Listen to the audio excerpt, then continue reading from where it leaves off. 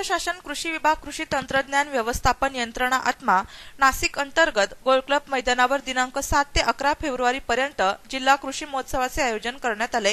या महोत्सवात शेतकरी ते ग्राहक थेट शेतीमाल विक्री होणार आहे, अशी माहिती जिल्हाधिकारी राधाकृष्ण बी यांनी पत्रकार परिषदेत दिली। येणारी 7 फेब्रुवारी पासून 11 फेब्रुवारी पर्यंत आपला गोल्फ क्लबच्या जवळ ईदगाह मैदानमध्ये आपल्या मागच्या वर्षीसारखा यावर्षी पण जिल्हा कृषी महोत्सव आपण आयोजित करणार आहोत।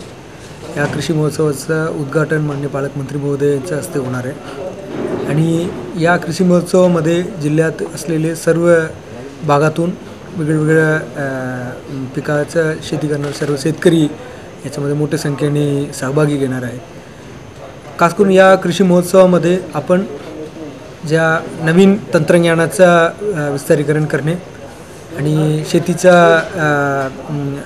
कांदा फळबागाच्या पिकाच्या संदर्भात कशा प्रकारचा नवीन तंत्रज्ञानाचा वापर करणे याच्याबद्दल माहिती देणे आणि शेतकऱ्यांच्या मध्ये एक गट शेती फार्मर प्रोड्युसर कंपनी याच्या संदर्भात अधिक माहिती उपलब्ध करून देणे आणि या क्षेत्रामध्ये काम करणारे नामांकित संस्था जसा सह्याद्री आहेत, बाकी आपल्या जिल्ह्यामध्ये काम करणारे FPOs आहेत, त्यांचा अनुभव तिथे बाकीच्या शेतकऱ्यांना शेअर करणार आहोत। अशा प्रकारचं वेगवेगळ्या विषय या ठिकाणी आपण हाती घेणार आहोत। या ठिकाणी मी सर्व नागरिकांना मी आवाहन करतो आणि शेतकऱ्यांना आवाहन करतो, तुम्ही लोक या 5 दिवसीय तुमच्या सोयीप्रमाणे उपस्थित राहून त्याचा फायदा घेण्यात यावी।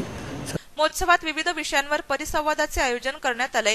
कृषी महोत्सवात जिल्हाधिकारी कार्यालय, नाशिक महापालिका, जिल्हा परिषद, जिल्हा अग्रणी बँक, नाबार्ड, पशुसंवर्धन विभाग, दुग्ध विकास, मार्केटिंग फेडरेशन आदी विभागांनी सहभाग घेतलाय।